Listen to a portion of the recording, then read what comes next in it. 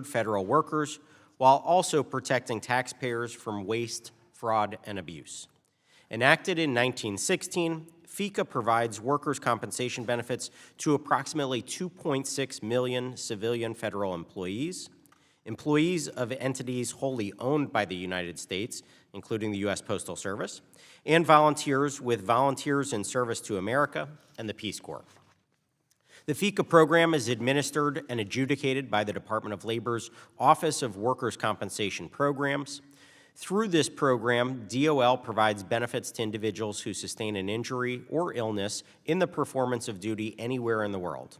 Such benefits include wage replacement, reasonable and necessary medical treatment related to the injury, vocational rehabilitation and job placement assistance for disabled workers, compensation for the permanent impairment of limbs and use of body systems, and compensation for survivors of employees due to a work-related death. In fiscal year 2024, there were more than 86,000 new FECA cases.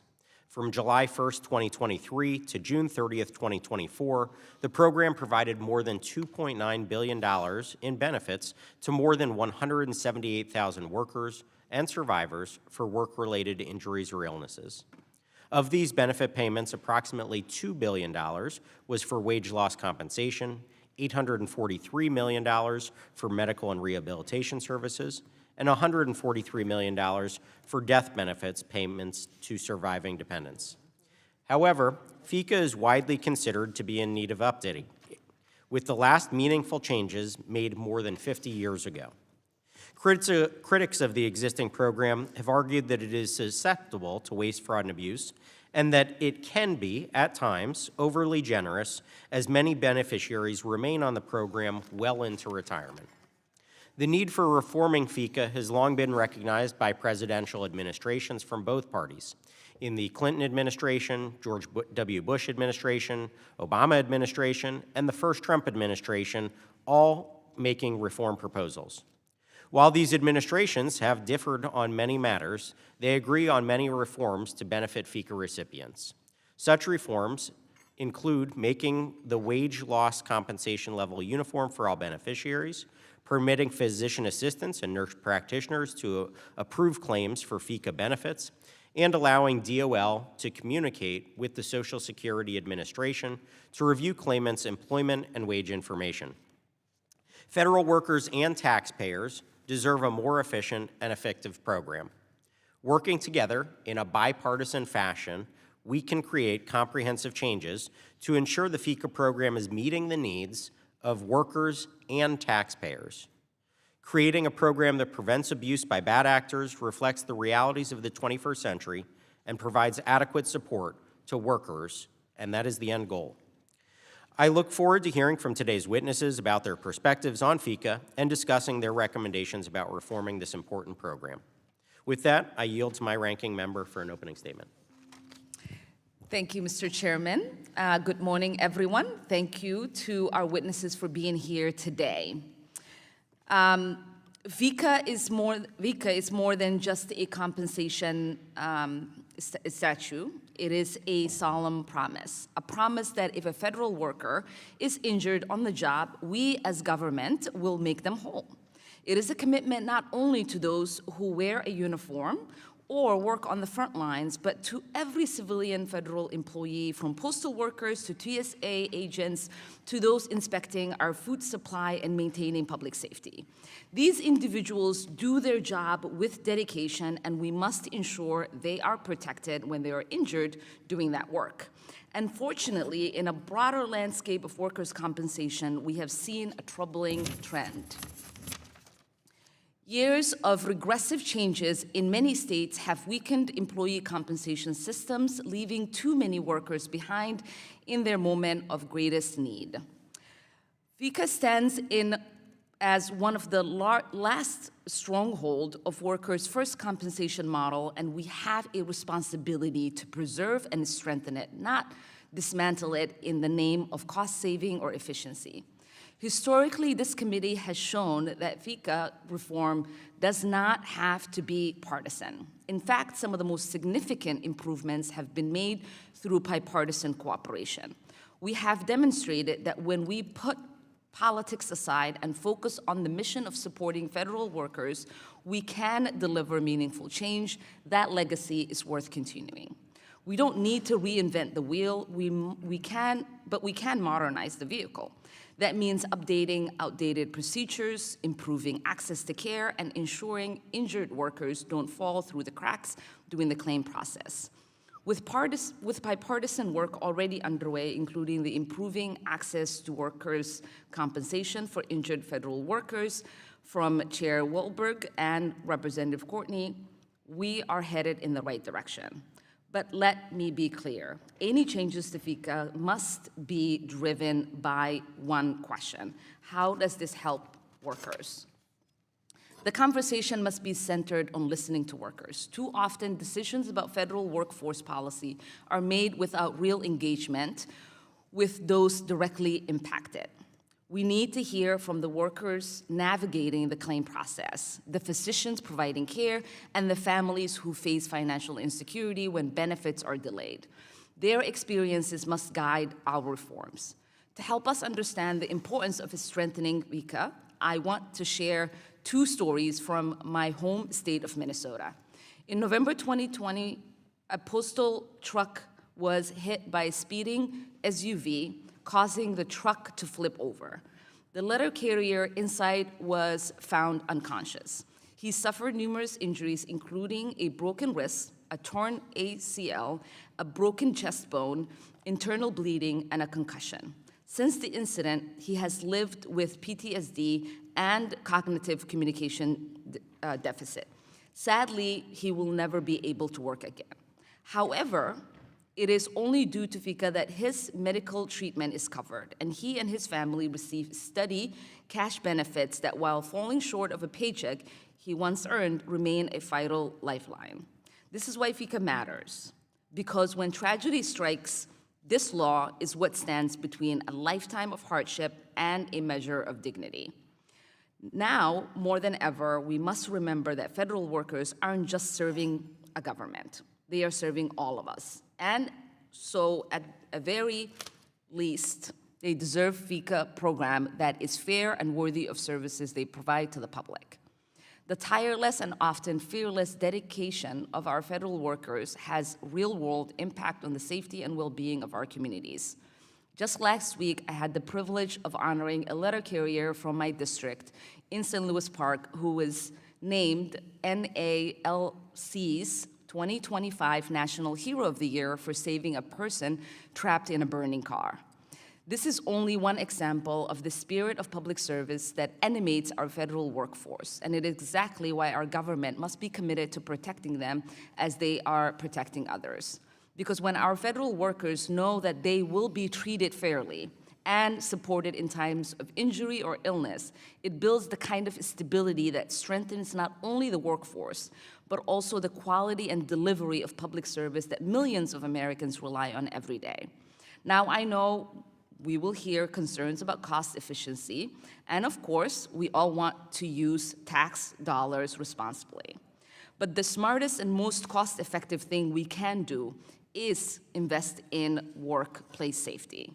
Fewer injuries or illnesses mean fewer claims and lower long-term costs. That is why prevention matters. Like the proposed OSHA heat stress rule, aren't just good policy, they are common sense. Prevention is always cheaper than treatment, and when workers have the training, equipment, and protection they need, everyone benefits. Productivity goes up, injury rates go down, and public trust in our institutions are strengthened. This shouldn't be a partisan issue. It's about dignity, it's about fairness, it's about whether we value the people who put in the work every single day to serve this country. When they get hurt, they shouldn't be punished. They shouldn't be pushed into poverty. They shouldn't have to jump through hoops to get the care and compensation they have earned. And they certainly shouldn't be treated as a liability or line items. These are human beings with families, careers, and futures that depend on our decisions in this room. We owe it to our workforce and to the public to maintain a system that reflects our values of fairness, compassion, and respect for those who serve. And we owe it to the institution to pursue those values in a bipartisan way, building on past reforms with renewed focus on the people who are the foundation of our government's daily operations. So I hope that is what today's hearing will reflect, a real commitment to protecting workers, not cutting corners, a willingness to improve FECA, not by weakening its promise, but by strengthening the support it offers. Thank you again, Mr. Chairman, and I yield back. Pursuant to Committee Rule 8C, all members who wish to insert written testimonies into the record may do so by submitting them to the committee clerk electronically in Microsoft Word format by 5 p.m. 14 days after this hearing. And without objection, the hearing record will remain open for 14 days to allow such statements and other extraneous material noted during the hearing to be submitted for the official hearing record. I note that the subcommittee, that some of my colleagues who are not permanent members of the subcommittee may be waiving on for the purpose of today's hearing. Now to the introduction of witnesses. I'll start. First witness is going to be Mr. Scott Simondera, who is an analyst of the Congressional Research Service at the U.S. Library of Congress here in Washington, D.C. Our second witness is Mr. Luis Santos, the Acting Inspector General for the U.S. Department of Labor in Washington, D.C. Our third witness is Mr. Brian Renfro, the National President for the National Association of Letter Carriers, also in Washington, D.C. And our final witness is Ms. Tammy Hull, the Inspector General for the U.S. Postal Service, as well in Washington, D.C. Thank you to all of you for being here. We look forward to hearing each of your testimony today, and pursuant to committee rules, I would ask that each of you limit your oral presentation to 3-minute summary in addition to your written statement that you've provided. The clock will count down from 3 minutes as committee members have many questions for you, and we would like to spend as much time as possible on questions. Pursuant to Committee Rule 8D and committee practice, however, we will not cut off testimony until you reach the 5-minute mark. I would also like to remind witnesses to be aware of their responsibility to provide the accurate information as they testify before the subcommittee here today. And at this time, I will now recognize our first witness, Mr. Simondera, for your testimony. Thank you, Chairman McKenzie, Chairman Wahlberg, Ranking Member Omar, members of the subcommittee. I'm Scott Simondera, and I am an analyst at the Congressional Research Service. Thank you for inviting CRS to testify at this hearing today. Workers' compensation has been described as a grand bargain between employers and their employees. For the federal government and its workforce, the grand bargain is FECA, the Federal Employees Compensation Act. FECA provides compensation for the duration of a worker's disability, which can last until death. While workers may choose to convert to federal retirement benefits, they are not required to do so, resulting in host agencies paying benefits for some workers after their expected retirement ages. Past FECA reform packages have included proposals to reduce the amount of FECA compensation at retirement age, to encourage workers to leave the FECA rolls for federal retirement. However, converting from FECA to federal retirement could result in some workers, especially those injured early in their federal careers, receiving a reduced benefit at retirement age. While most workers' compensation systems base the level of compensation on 2/3 of a worker's pre-disability wage, FECA provides augmented compensation in cases in which a beneficiary has a spouse or dependents, bringing the level of compensation up to 3/4 of the pre-disability wage. While augmented compensation provides additional resources for a larger family, it exceeds the compensation offered by a majority of state workers' compensation systems and may result in a beneficiary receiving more from FECA than what their net pay would be if they returned to work. Past reform packages have proposed increasing the base rate of compensation and eliminating augmented compensation. All workers' compensation systems have waiting periods of several days before compensation is paid, with these waiting periods serving in similar ways to deductibles in other insurance programs. FECA is unique among workers' compensation programs in that workers with traumatic injuries are eligible for up to 45 days of continuation of pay at 100% of their regular salary from their host agencies before receiving FECA compensation. The FECA waiting period in these cases begins not at the time of injury, but after the continuation of pay. This postponement of the waiting period may blunt its deductible function and result in fewer injured federal employees sharing in the costs of their compensation. In 2006, Congress moved the waiting period for postal workers to before continuation of pay, and since then there have been proposals to implement this change across the federal government. This concludes the testimony of CRS. I would be happy to answer any questions the subcommittee may have. Thank you. And next, we'll go to Mr. Santos. Good morning, Chairman McKenzie, Chairman Wahlberg, Ranking Members Omar, Ranking Member Scott, and members of the subcommittee. Thank you for the opportunity to testify today on our oversight of the Federal Employees Compensation Act program.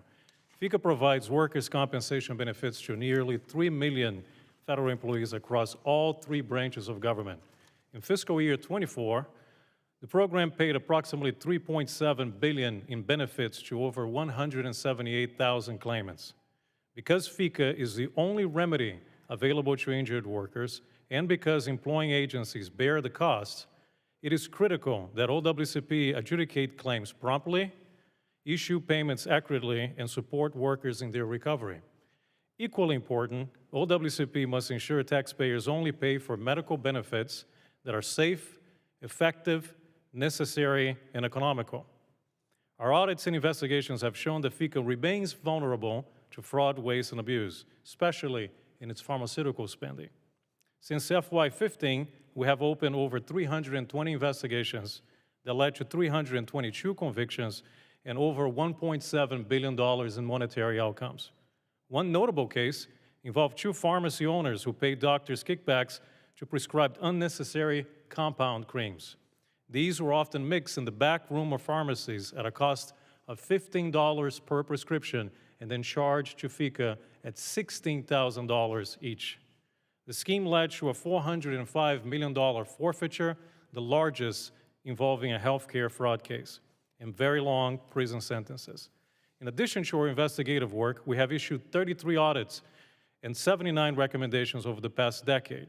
Most recently, we found FECA overspent up to $321 million on prescriptions drugs between FYs 15 and 20, and allowed thousands of inappropriate or dangerous prescriptions, including fast-acting fentanyl, even after controls were in place. In response to your work, Mr. Chairman, OWCP has significantly reduced pharmaceutical spending from $436 million in FY16 to $43 million in FY24, and strengthened oversight using data analytics and a pharmacy benefit manager. While these are very positive steps, more remains to be done. To further improve FECA, we recommend that Congress provide OWCP with statutory access to Social Security wage records and NDNH, move the 3-day waiting period to immediately follow work-related injury, and authorize OWCP to suspend indicted providers from participating in the program. Mr. Chairman, thank you for the opportunity to testify and for the committee's continued support of the OIG's work. I have served now at the OIG for 15 years and have very much enjoyed working with the committee, especially the staff, in many critical oversight issues. I also want to pause here to thank the dedicated OIG staff for their work. All of the results I just spoke of are a result of their work, so thank you for that, and I'll be pleased to answer any questions. Great. Thank you, Mr. Santos, and I would concur that we do have excellent staff here on the committee, so thank you for recognizing that. Next up, I will recognize Mr. Renfro for your testimony.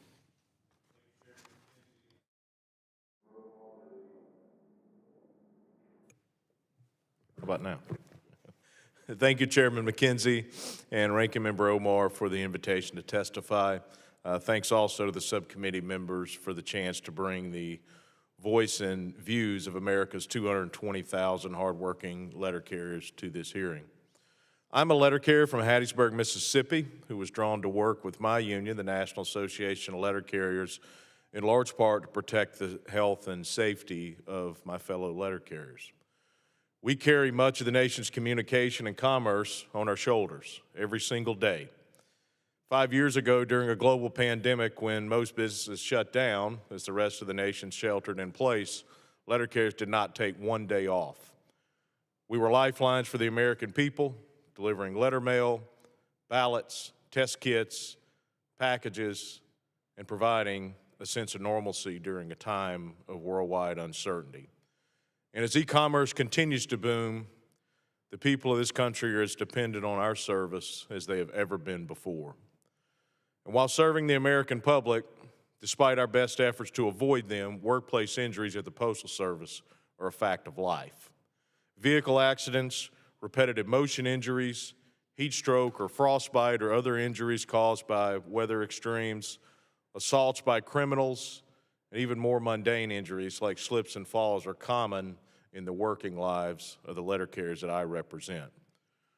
Workers' compensation programs like FECA are incredibly important to America's working class, particularly to those with jobs like ours, the people who shower after work instead of beforehand, the ones who earn their living with physically taxing jobs, and those whose jobs expose them to the risks of injuries, occupational hazards, and unfortunately disabling accidents. The goal of the FECA program is to ensure that no worker suffers financially from their workplace injuries. Postal employees account for nearly half of the claims made to the Office of Workers' Compensation programs each year, and letter carriers file most of those claims. When letter carriers are injured on the job or develop occupational diseases, FECA benefits provide critical financial support, allowing them time to heal and rehabilitate so they can rejoin the workforce or to compensate them for their lost wages if they are permanently unable to do so. I'd like to bring to the subcommittee's attention several ideas that will reduce the overall usage of workers' compensation in the first place. The first is the hazard of excessive heat. Letter carriers report hundreds of heat injuries to the Postal Service annually. The Postal Service's productivity-focused culture often even discourages us from reporting these injuries. Next is crime. Since the COVID-19 pandemic, postal employees and city letter carriers in particular have experienced a significant increase in crime. Between 2019 and 2023, violent crime against postal employees nearly doubled. More than 2/3 of these attacks involved a firearm or some other kind of weapon. Tragically, 5 letter carriers have been murdered while delivering mail since 2022. NALC is committed to working with the Postal Service and Congress to do everything we possibly can to mitigate risk due to these factors and prevent injuries of any kind.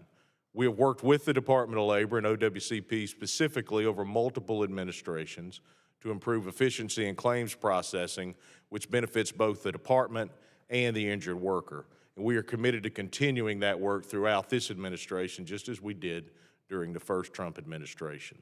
When a letter carrier is injured, we must ensure they receive the care and the help that they need. Reducing benefits or making it harder for injured workers to access care are contrary to the goals we all share: prompt provisions of benefits to injured employees and a more timely return to the workplace. Thank you again for inviting me to testify. I look forward to answering any questions you may have. Thank you, sir. And lastly, I will recognize Ms. Hull for your testimony. Thank you. Good morning, Chairman McKenzie, Ranking Member Omar, and members of the subcommittee. Thank you for inviting me here today to discuss our work related to the Federal Employees Compensation Act. When postal employees sustain a work-related injury or occupational disease, they are covered by FECA. While the Postal Service helps employees file claims and manages efforts to return injured employees to work, the Department of Labor administers, implements, and enforces FECA.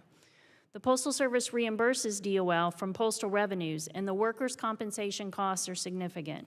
Last year, it paid almost $1.5 billion in claims and an additional $96 million in administrative fees. Our work at the OIG found the Postal Service is taking steps to reduce its workers' compensation costs, but more can be done to return employees to work and reduce costs. We identified areas where current law restricts the Postal Service from using private sector best practices, including those adopted by some state governments. Allowing these best practices would have saved the Postal Service almost $350 million a year. One significant restriction is FECA does not provide for settlement of claims through lump sum payments and correspondingly does not have limits on total compensation or length of benefits. As of last fall, more than 600 postal employees age 80 or older were receiving benefits. 3 are currently 100 or older. Claims are commonly paid over many years, tax-free with cost of living adjustments. Thus, the incentive for employees to return to meaningful employment are minimized. Other best practices include requiring employer-selected physicians and the use of generic medications when available. We also do investigative work related to FECA. We coordinate with DOL OIG to identify and investigate workers' compensation fraud by postal employees and healthcare providers. Our investigative work in this area results in substantial savings. We recently closed a case in Texas, along with DOL OIG, where pharmacies paid kickbacks to doctors to prescribe certain medications based on high reimbursement rates instead of patient need. This case returned about $100 million to DOL. To support this work, we embraced technology and data analytics. For example, to identify provider fraud, we implemented an in-house artificial intelligence and machine learning model that identifies overbilling for physical therapy and chiropractic care. Our work in this area has identified vulnerabilities and led to DOL making numerous policy changes in how it manages the workers' compensation program, including limitations on compounded drugs, billing restrictions, and third-party controls. Over time, we estimated the changes saved the Postal Service and ratepayers over $1.5 billion. These changes also resulted in cost savings for all agencies with employees on workers' compensation, as well as improved patient safety. Thank you again, and I'm happy to answer any questions. Thank you. Under Committee Rule 9, we will now ask questions of witnesses under the 5-minute rule, and I'll recognize myself first for 5 minutes. My first question is for Mr. Simondera. Under the FECA program, you mentioned that injured workers with dependents can receive augmented compensation at 75% of their wages, and for some FECA beneficiaries, a 75% tax rate wage loss benefit exceeds their pre-injury gross income. Do you see or have you studied at all how this may serve as a disincentive to return to work? Well, it certainly could be a disincentive. As you said, if you look at the actual take-home pay, it can be higher under FECA because you're talking about, with augmented compensation, 75% of the pre-disability wage, tax-free, and without many other payroll deductions. Now, you can't receive your normal federal salary increases. You can't get a competitive or a merit raise or promotion while you're on FECA. But you do receive an annual cost of living adjustment, even in years when federal employees that are working do not receive an adjustment. And so certainly this has been identified as one potential disincentive for some injured workers to return to the workforce.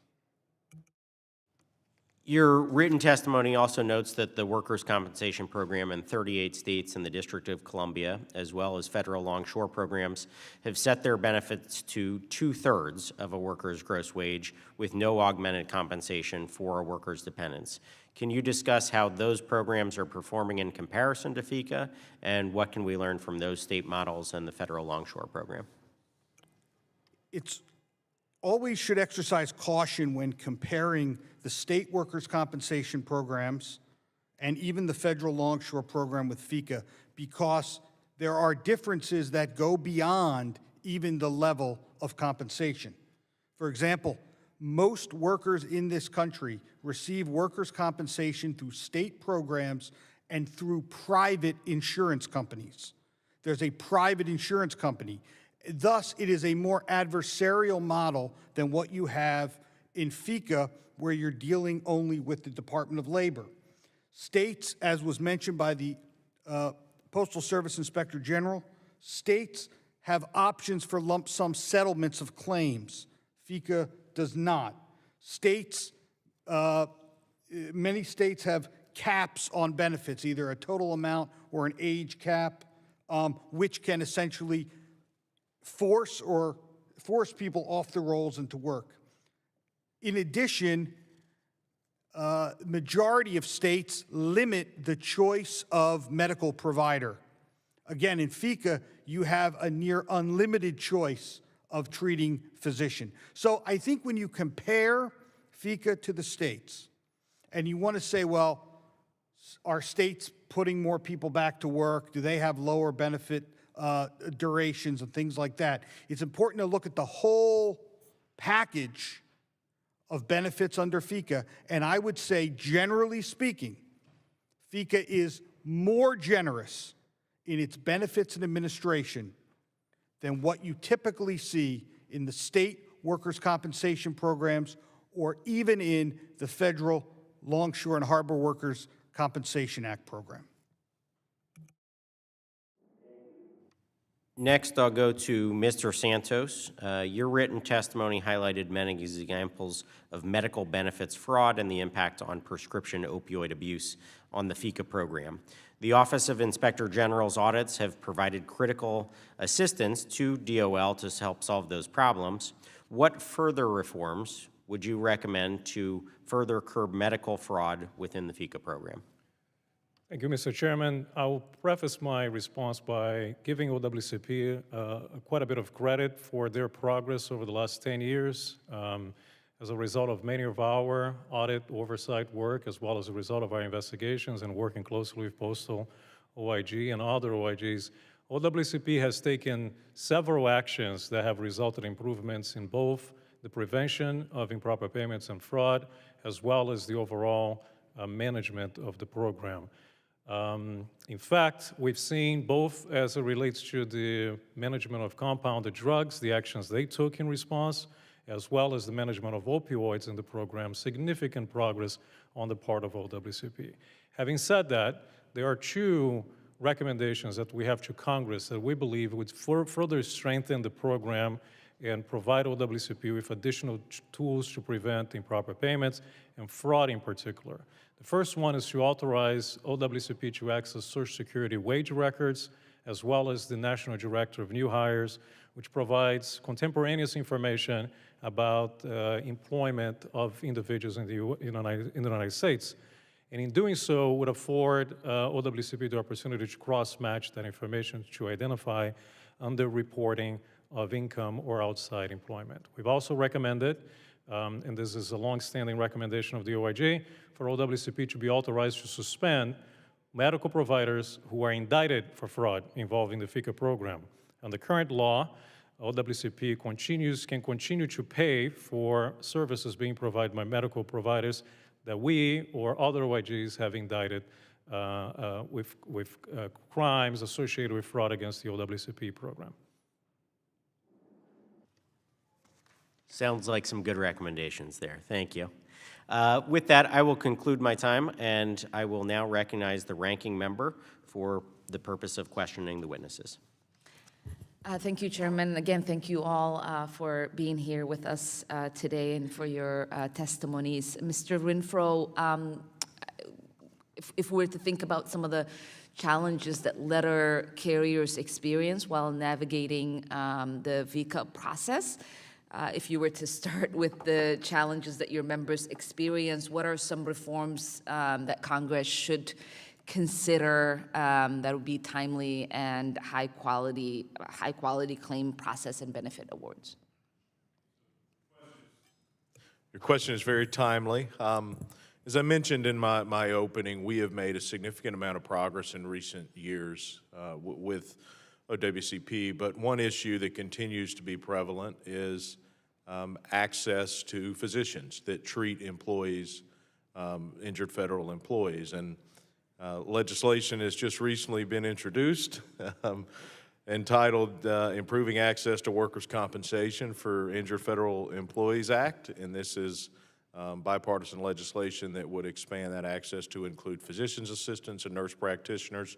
That really is a common sense solution to that problem that follows a trend that we have seen in the larger, in healthcare, really outside of our world around the country. Thank you. It's fascinating. I think you talk about accessing physicians, and we talked about how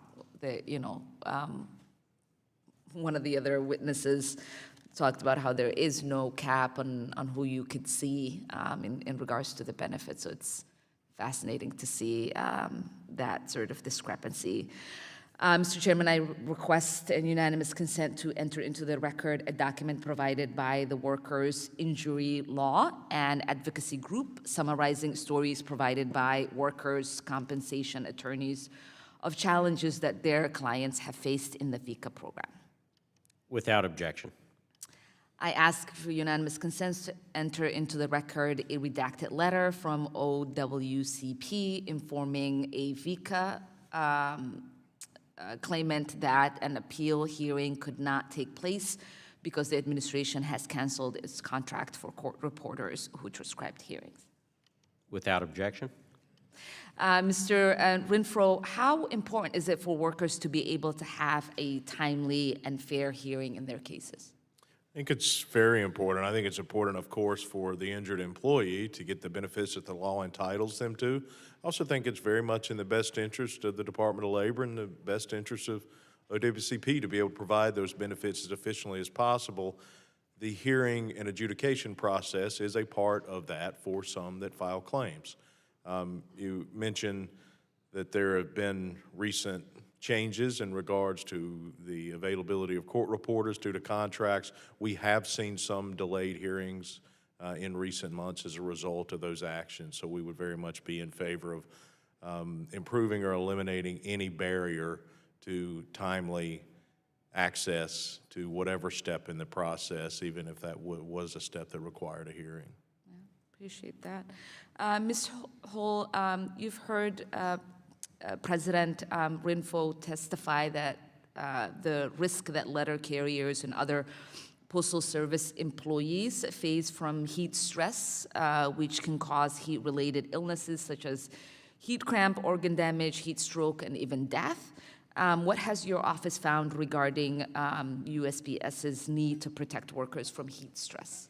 Yes, we did a review. I think we issued the report, it was about a year ago, I believe, related to the heat issues that postal employees experience and found that obviously significant problem. We did evaluate what the Postal Service was doing to protect its employees from heat and found that they were doing a pretty good job of providing equipment and things like that to protect employees, but we found real challenges in the training area, making sure that employees were adequately trained, that training records were accurate, and that employees actually completed training so that they knew when, if they were experiencing symptoms, that they should stop and take a break and get water and those kinds of things. So we have done work in that area, and we're keeping our eye on it in case we need to do some additional work in that space.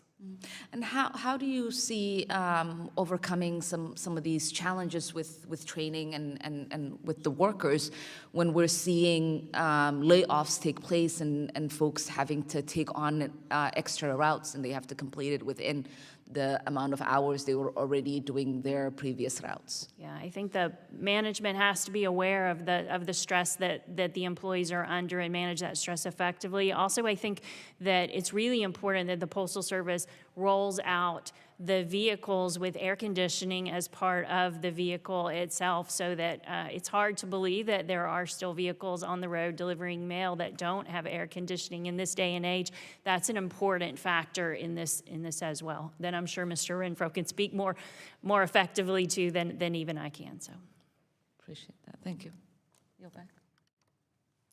Thank you. Next, we will go to Chairman Wahlberg. Thank you, Mr. Chairman, and thanks for the panel for being here. And while I have you here, letter carriers, I want to say thank you for the service you provide. Being in a rural area myself, it's a rural letter carrier.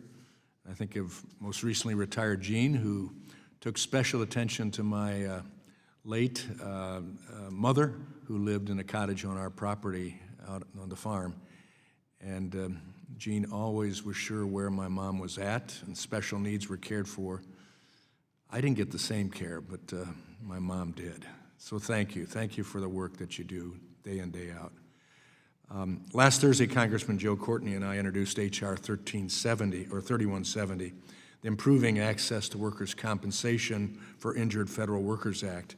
This bipartisan bill amends FECA to allow injured workers to receive treatment for work-related injuries from state licensed physician assistants and nurse practitioners, which in my neck of the woods are in many cases the doctors in the rural community.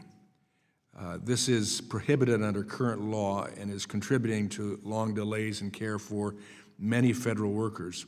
Delays in care means delays in injured workers returning to their jobs.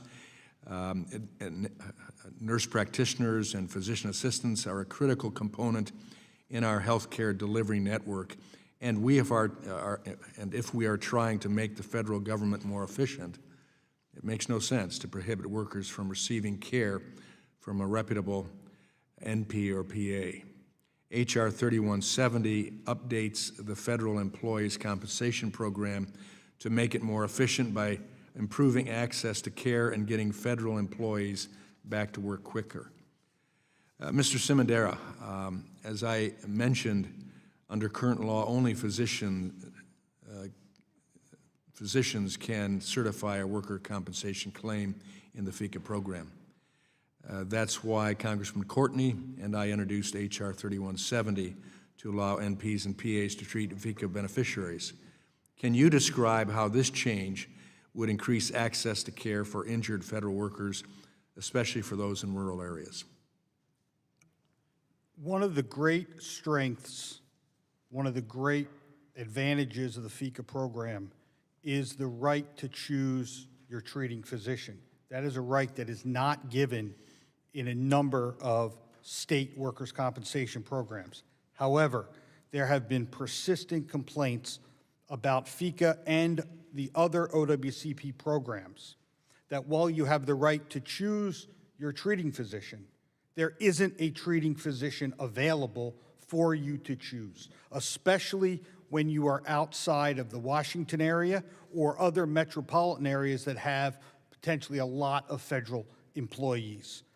Expanding the pool of providers to include nurse practitioners, physician assistants, or as I think their National Academy now prefers to be referred, physician associates, could expand the pool and allow greater access to physicians. It also could bring certain non-traditional facilities such as urgent care clinics or medical clinics in retail stores into a greater role in providing care. The question that would have to remain to be seen is, would this be enough to offset the problems that have got us here in the first place with why we don't have enough physicians doing the treating? I have heard complaints about issues with the billing system, issues with frequent changes in the payment system that frustrate physicians and their staff, difficulty with websites, including difficulty that the claimants have navigating the website where you can find a physician, and an overall lack of awareness, for lack of a better word, marketing of the program to providers. So, increasing the pool, I think, would increase accessibility, but it's not the only potential solution to the problems of access to medical care. Let us start. Okay, thank you. In the final few seconds, Mr. Santos, you intimated the need for the ability for OWCP to access Social Security information. Expand on why that would be an important asset. Thank you, Mr. Chairman. It would be very helpful for OWCP to have access to both Social Security wage records as well as the National Directory of New Hires. It would help, OWCP would be able to more quickly identify unreported income by claimants as well as detect claims who have returned to work. It would also allowing for the timely and automated matching, cross-matching of these systems would improve fraud prevention overall, improper payments prevention overall, as well as help the OWCP direct its very limited resources to those claims that require more attention from a fraud prevention perspective. And on the back end, it would assist the OIG in our efforts to investigate related crimes. Yeah. And save the proper funds for the proper recipients. That's So right. thank you. I yield back. Thank you. Next, we'll go to Ranking Member Scott.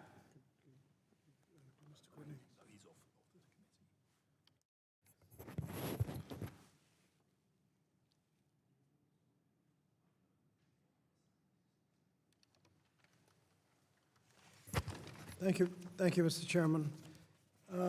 Mr. Santos, you mentioned the scheme involving compound drugs, where I think you mentioned they mix up about $15 worth of materials and then charge $16,000. Did you refer any of the doctors or physicians to the licensing boards as that investigation was going on? Thank you, Ranking Member Scott. I know this is a matter that is close to your heart. We've discussed this with your office for many years now. These cases go back to really the beginning of the issues involving compounded creams, which were originally identified by both our office and Postal OIG office. And in the course of our investigations, we have referred many medical providers, to include doctors, to their respective boards for suspension as well. Has the actions of DOJ reduced your capacity to do your job, canceling leases, credit cards, or anything? Thank you, Ranking Member. There has been some limited impact on the ability of Labor OIG to conduct its work. I believe 4 of our leases were included in the government-wide cancellation of commercial leases. Since then, I've engaged with both the Secretary and the Deputy Secretary. DOL manages our space program. They have been very supportive of the need for Labor OIG to continue maintaining these geographical locations. Many of these offices were law enforcement offices, so we have very specific space requirements, such as weapon storage, grand jury information, evidence rooms, interview rooms. And my understanding at this point in time is that some of these decisions are being revisited, and I'm certainly hopeful that we'll be able to maintain these locations. The same is true for the purchase cards and the travel cards. OIG was in fact impacted originally by having the suspension of both purchase cards and travel cards. I engaged with DOL leadership immediately, and within hours, they understood the requirement for law enforcement to continue its work and reverse those decisions. So again, it has had some limited impact on our work. Thank you. Could you say whether or not FECA is more vulnerable to fraud than other health insurances? I cannot say that, Ranking Member Scott. I believe that the issues we find in the FECA program as it relates to both claimant fraud and medical provider fraud are very similar to the issues that are identified by other law enforcement programs in programs such as TRICARE or Medicare or Medicaid or in the private sector. So the same types of schemes and targeting of the system, we see that in the FECA program as well. So now I think it's very much a similar situation than many other healthcare benefit programs. Thank you. Mr. Renfro, we've heard about the problems with heat and crime.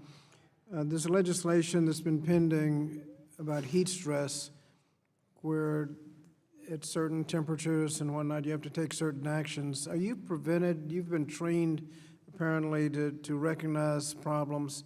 Workers have been trained.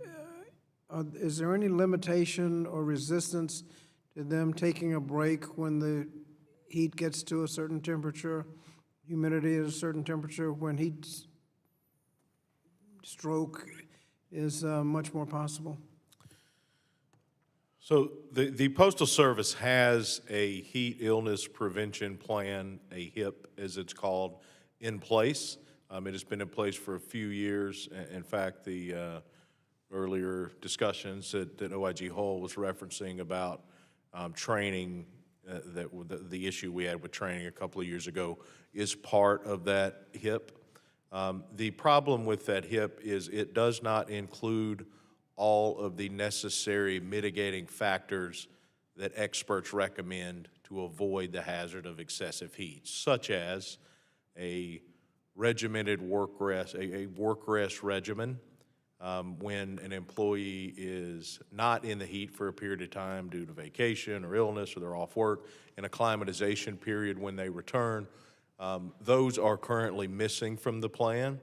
There is a pending rule that would apply a heat safety standard to workers all across the country. We have, of course, been in communication with the Department of Labor about that. Thank you. I'm and trying to get we strongly support I want to get that rule. Thank you. And Mr. Cimadera, do you know how long it takes to get a disability claim appealed if you have a problem, if you disagree with the analysis? I don't have that data available. Does and anybody on the certainly it could panel, does anybody on the panel know how very- long it takes to take a disability appeal? Thank you. Thank you, Mr. Chairman. Thank you. Next, we'll go to Mr. Fine from Florida. Well, thank you, Mr. Chairman, and thanks for having this important hearing today. Before I get to my questions, I would note my perspective on this. I think it's incredibly important that we take care of those who get hurt on the job when they're working with the federal government. I don't think anybody disagrees with that. But fraud puts the legitimacy of any of those types of programs at risk. And more importantly, the way I look at the world is when you give a dollar to someone who didn't deserve it, you steal it from someone who did. And eventually we're going to come up in a world where we run out of money, and so if we don't get rid of the fraud, we're going to end up cutting the things that we actually need to do. So Ms. Hull, in your written testimony, you talked about expressed support for using technology and data analytics when reviewing FECA expenditures. You talked about using AI and machine learning models to identify overbilling, which is a nice way of putting fraud, overbilling for physical therapy and chiropractic treatments. Using those technologies, what kinds of analytics, what have you learned from doing it? In effect, how much fraud have you uncovered by doing that? We have worked closely with DOL, OIG in this space, but we have a pretty sophisticated data analytics program and have used it and pointed it at this data set to identify fraudulent activity. In some cases, we've identified upcoding or use of codes that result in higher reimbursement rates. We've identified employees that are getting significant travel reimbursements to drive hours and hours for treatment and things like that, which is in some cases can be fraudulent. We've identified providers that are prescribing these compounded pharmaceuticals, as we talked about earlier. We cannot.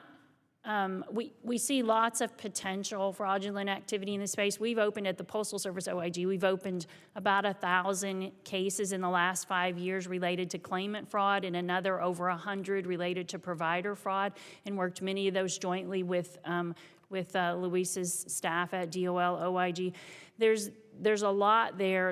And the more we look using data analytics at this data set, the more concerns that we have in some of these areas from providers, but also from, in some cases, claimants.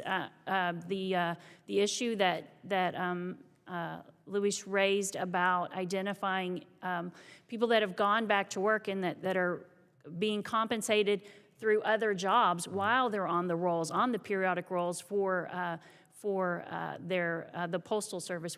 Many of our 1,000 cases that I was talking about are in that space where we've identified postal employees that are receiving benefits but are also working other jobs. So if I were to put that in sort of analytic terms and numbers, sounds bad. Are we talking about like $100,000 worth of fraud, $1 million, $10 million, $100 million, $1 billion? We're talking about roughly $3 billion here. Based on the analytics you've done, what's the scope of the problem? How many zeros come after the number? Yeah, it's probably in the hundreds of millions of dollars in certain aspects. What what we see, because the Postal Service employees often, and employees in this space can go on the periodic rolls. If they're committing fraud, they're not going to come off the rolls until they're investigated and are required to come off the rolls. And an employee that goes on the rolls when they're early in their career, 20, 30 years old in their career, that's a long-term liability. So that's you know, $1 million or more over a career. So that's hundreds of millions of dollars that's either being taken from a postal worker or somebody else who actually has a problem that they needs help with, or that's money that we're borrowing from our grandkids to give to people who don't need it. Is that a reasonable way to look at it? It is. Thank you, Mr. Chairman. Thank you. Next, we'll go to Mr. Messmer from Indiana. Thank you, Chairman. Mr. Semendara, under the FECA program, current schedule awards pay a fixed number of weeks for loss of an impairment of a body part based on written tables written decades ago. How should Congress update the scheduled framework so the awards track contemporary medical impairment guides and labor market-related realities? Yes, in fact, it's the current schedule basically goes back to 1966. Has not been substantially changed since then. Since that time, for example, the American Medical Association Guides to the Evaluation of Permanent Impairment is now on its 6th published edition with now annual digital updates, meaning if you consider that, and that is a guide used throughout workers' compensation, including in the FECA program, they're updating that multiple times now, annually updating it, and yet the schedule awards have not been updated since 1966. Another comparison, the VA in the VA SRD, Veterans Affairs Schedule for Rating of Disabilities, since 2017 alone, has updated their rating system for hundreds of medical conditions across 10 major body systems. So there certainly is an opportunity for change, but only Congress can make the change. There is nothing in the law that allows for a change in the schedule, in scheduled benefits through rulemaking, meaning going to take a law to amend it. If a goal is to increase flexibility going forward, then one thing certainly to consider is allowing for changes to be made through rulemaking rather through Congress. That is, for example, how the VA changes its schedule of rating disabilities. That's also how other compensation programs utilize that as well. But there certainly is an opportunity for change. It hasn't been changed since 1966, but only Congress can make that change. Thank you. Mr. Santos, interagency communication and coordination are integral to the operation of the FECA program. The Department of Labor's Office of Workers' Compensation Programs works with federal agencies and the workers to process claims, provide benefits, and return employees to work. Which aspects of interagency communication and coordination are working well, and which ones are not? Thank you, Representative. Our office has not looked at this specific issue recently, but I recognize the importance of OWCP to maintain these lines of communication. It assists both the claimant in receiving the benefits that they're entitled to, as well as the agencies, right, in communicating directly with OWCP. This has been brought to my attention previously, and I understand that OWCP is also aware of limitations that they have in communicating with the agencies. We have tried and facilitate that access on the part of OIGs by facilitating access to data, to documents, to information. My understanding is also that OWCP has put in place a protocol, I believe in 2017, to facilitate this communication between OIGs who may be investigating claimant fraud and OWCP so they can more readily receive the information. But we recognize that this is an area where OWCP can make improvements. I would note, I think from their perspective, and again, I can't speak for OWCP, but they have reported that I believe each one of their claim examiners are responsible for over 500 claims in a given moment, and the industry average should be between 120 and 200. So some of this is a reflection on resource constraints on the part of OWCP as well, but we recognize that more can be done. Thank you. Ms. Hall, Your office's 2023 report found that the cost per work hour of postal workers' compensation program runs 31 to 41% higher than in private industry. It also found that the USPS could have saved nearly $693 million in just 2 years had it been able to use private sector cost containment tools. Which cost containment mechanisms should the Congress authorize the USPS to adopt so that this workers' compensation program more closely mirrors private sector practices? Yes, as part of that work, we looked at how others were managing their costs in their workers' compensation programs. And what we saw was things like limitations on dollar amounts and duration of benefits. We saw something that I mentioned in my statement about allowing settlements to reduce the ongoing costs, buyouts and settlements to help reduce the costs. We also looked at the use of employer-selected physicians versus employee-selected physicians. So those are three of the areas that we saw were common in private sector and in state workers' compensation programs that the FECA does not have. Okay, thank you. Yield back my time. Thank you. Next is Ms. Miller from Illinois. Thank you. Mr. Santos, under the current FECA program, there have been instances of workers reporting an injury to collect disability benefits while they are subsequently found to be secretly working another strenuous job. What is being done to increase oversight and address this fraud and abuse within FECA? Thank you, Representative. This has been a concern of ours from an OIG perspective for many years. Not only our office, but also postal OIGs and many other OIGs who are responsible for investigating claimant fraud associated with their own programs. Many years ago, following the issues we identified jointly with postal OIG on the compounded drug matters, Congress took action and provided both the authority and the funding for OWCP to create what's called a Program Integrity Unit, which has been in many ways a model of how this should be looked at from an oversight perspective. So they are constantly using data analytics. So is our office, as well as postal OIG, to look at the claims, because what we have found, particularly over the pandemic, is that data really is the key to provide adequate and comprehensive oversight of these matters. And then the Program Integrity Unit refers those cases to my office, which then we take action in investigating these matters. It remains a concern, certainly from our perspective, but to OWCP's credit, they are doing a better job identifying these matters and sending it our way for investigations. And we also work very closely with other OIGs to pursue those cases. Thank you. And related to this, there are also some instances of injured workers who continue to claim benefits long after they have recovered.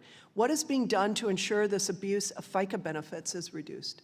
Yes, that's also a very important matter and a concern for our office for quite some time. This is one of the reasons we've recommended that Congress, in looking at potential reforms for the program, authorize OWCP, and specifically the Program Integrity Unit I mentioned, to have access to Social Security wage records, as well as the National Director of New Hires. The NDNH specifically has updated information on income and employment. This is an HHS database. I believe employers are required to update the database within 20 days. So providing that access to OWCP would facilitate in this data matching and data analytics program I've referenced, and then in identifying when claimants have returned to work or at times when they are underreporting their earnings, which is also important. Those sound like good solutions, and we need to make it happen. Also, I was wondering, is there any public recourse for reporting abuse of the system? In what sense specifically? Well, I'm just like, is there any kind of portal where people are listed? Yes. Oh, there is one? Not where it listed, but certainly we have a venue for individuals who are aware of complaints or aware of allegations against federal employees who maybe continue to receive in FECA, Okay. as well as in medical provider fraud.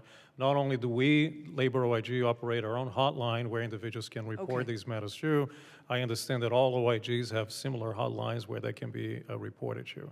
So absolutely, there is a venue for individuals to bring these matters to our attention. Okay, that's fantastic. Thank you.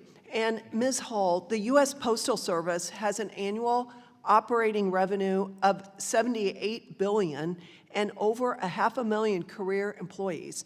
In my home state of Illinois, a 2021 investigative report showed that the USPS in Chicago has 4 of the worst performing offices, with that report showing 62,000 mail items were delayed over several months. The Inspector General report also found that rates of improper scanning and handling of hundreds of packages were as high as 50%. What is being done to address these deficiencies in the Chicago USPS offices? Yeah, great question. Chicago has been a challenging area for the Postal Service for a very long time. We issued the report that you're speaking of and made recommendations to the Postal Service to address some of the causes of the problems that we saw. I don't know the status of those recommendations right now, but we can get the status and get back to you on it. But we're continuing to do work around the country and in Chicago, looking at service issues in particular, because clearly there are some hot spots around the country where service is challenging. Well, thank you, and we'd be very grateful. Thank you. And I yield back. Appreciate that. Next, we will go to Mr. Courtney from Connecticut. Thank you, Mr. Chairman. Thank you for the waiver, and to the ranking member for the waiver that allows me to participate today. Again, just as the lead co-sponsor on the Democratic side for H.R. 3170, just wanted to just foot stomp a couple points that were made by Mr. Renfro and Ms. Omar, who raised this issue earlier in her questioning. This is a bill which has been introduced a number of times. It actually goes back to 2011. It recognizes that direct access to nurse practitioners and physician assistants is widely sort of embraced now in the healthcare system, both at the state level and the federal level. The Medicare system has allowed direct billing by nurse practitioners and PAs for almost a decade at this point. And again, if anything, it again has provided patients with access in a very stressed time in terms of physician shortages. The American College of Medical Colleges and Universities reports that we're going to have a physician shortage of about 86,000 at the rates we're going right now in terms of retirements and the inadequate replacement.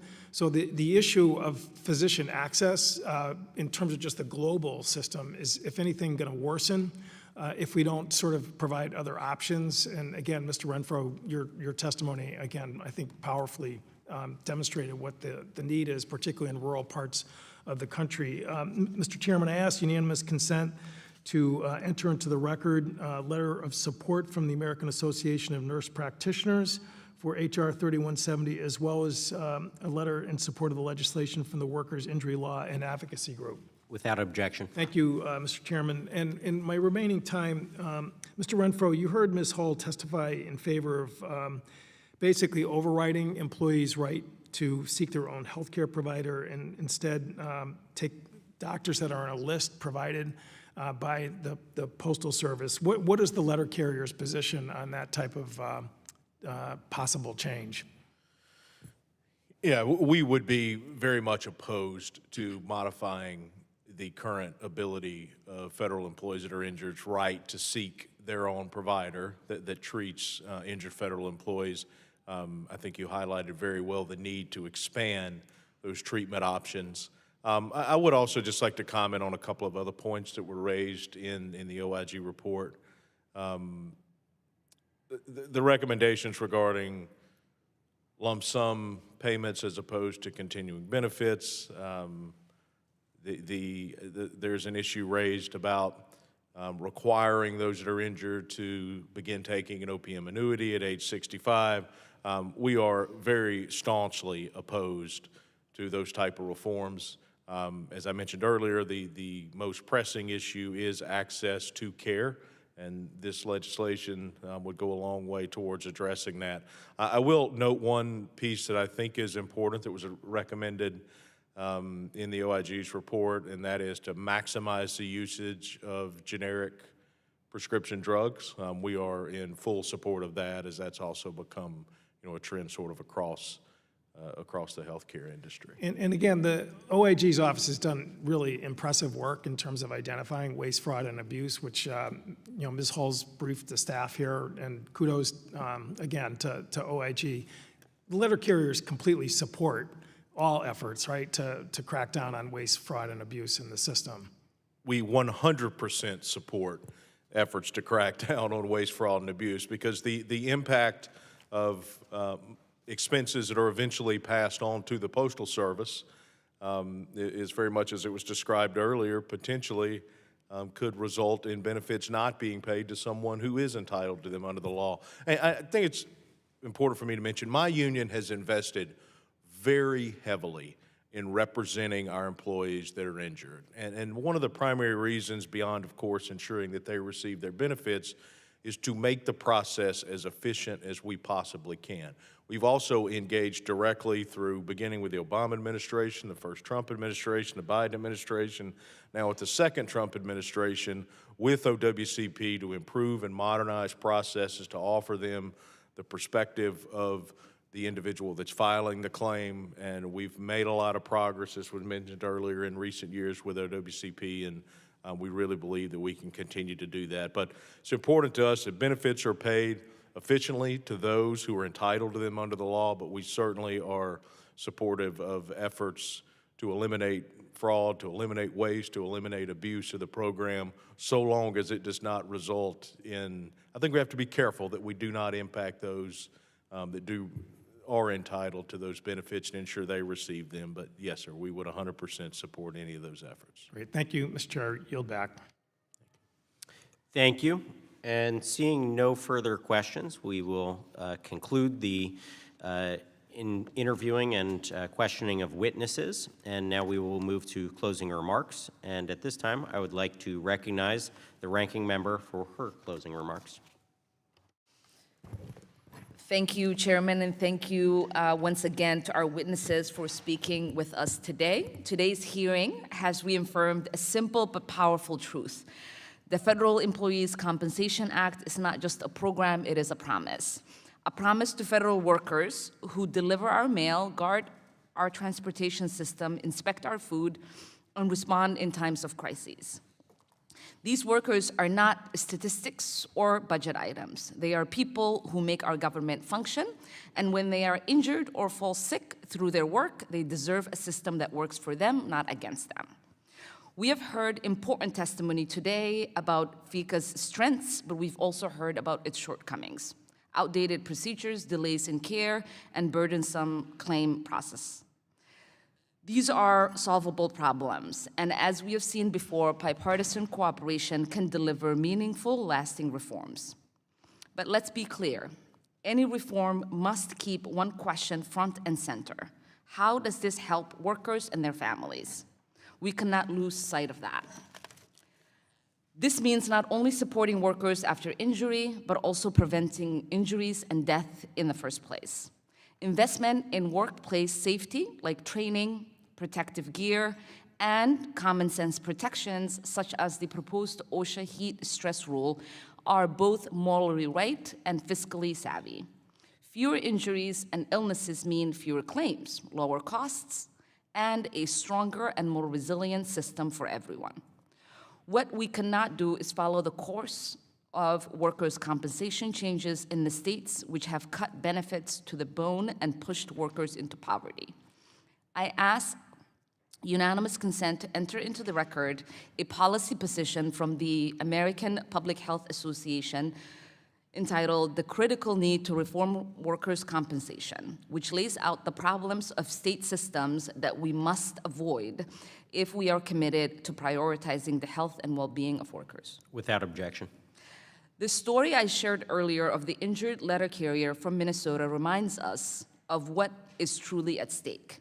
His life was upended in an instant, and while he may never work again, FECA ensures that he and his family are not abandoned. That is what this program is about. That is what this conversation is about. And so let's take today's testimony to heart, and let's build on the bipartisan progress already underway. We must ensure that FECA continues to reflect the best of our values of compassion, fairness, and respect for those who serve our country, our constituents, every day. Thank you, and I yield back the balance of my time. Thank you to the ranking member, and now I will deliver my closing remarks. And first of all, I'd just like to thank all the members of the subcommittee for taking part in today's important hearing on FECA, and also to all of our witnesses for sharing their perspectives on how we can actually improve the program as we move forward. And I think that we have all seen that after the 109-year law having not been updated in the past 50 years, that it is long overdue that we make changes that bring us into the realities of the 21st century, closing and cracking down on those issues of waste, fraud, and abuse in the system, but at the same time making sure that we deliver for those injured workers the benefits that they deserve.